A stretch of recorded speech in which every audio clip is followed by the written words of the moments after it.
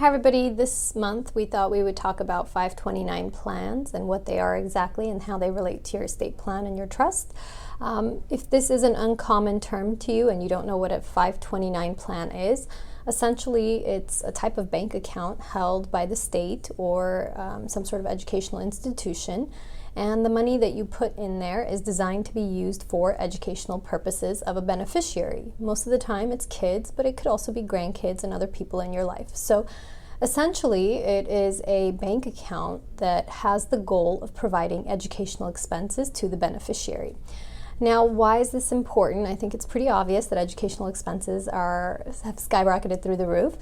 But it's important because the growth in these accounts are tax-free, which is the benefit of it, and which is the reason why people choose to do a 529 instead of a traditional savings account or any other vehicle.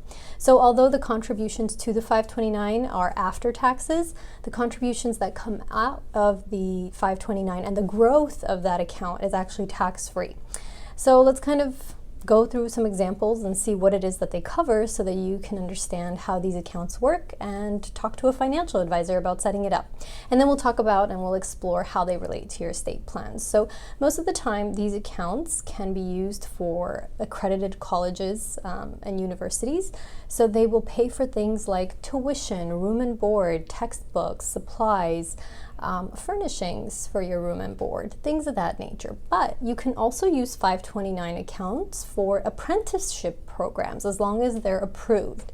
So you have to be very careful, but they are possible to use these funds for apprenticeship programs. And over the years, the definition of what you can use it for has actually expanded, and now you can use certain 529 accounts for secondary and primary education, meaning paying for tuition for your kids' private school, elementary and high school and junior high education.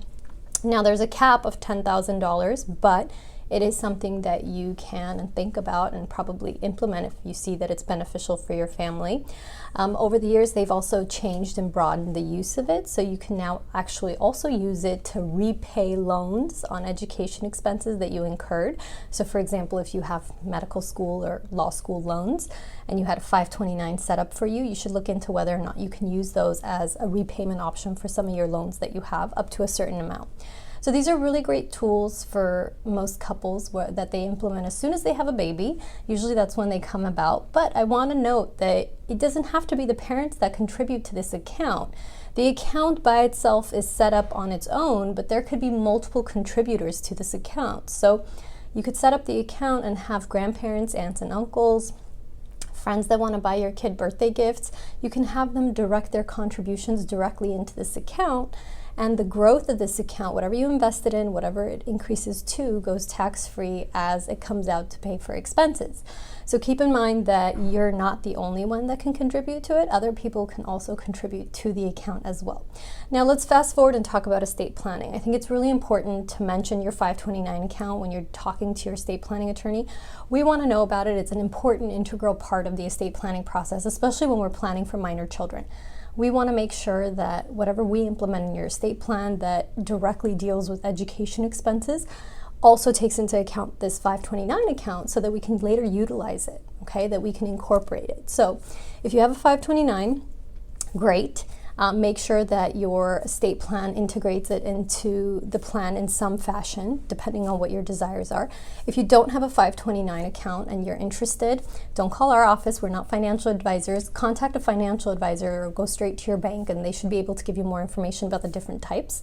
But if you are interested in a 529 and you don't have a trust in place either, it would be a really great idea to talk to an estate planning attorney to see how you can incorporate that 529 plan into your estate plan and your trust. We're always happy to talk to you. We provide free consultations, so contact our office, and we'll see you next month. Bye.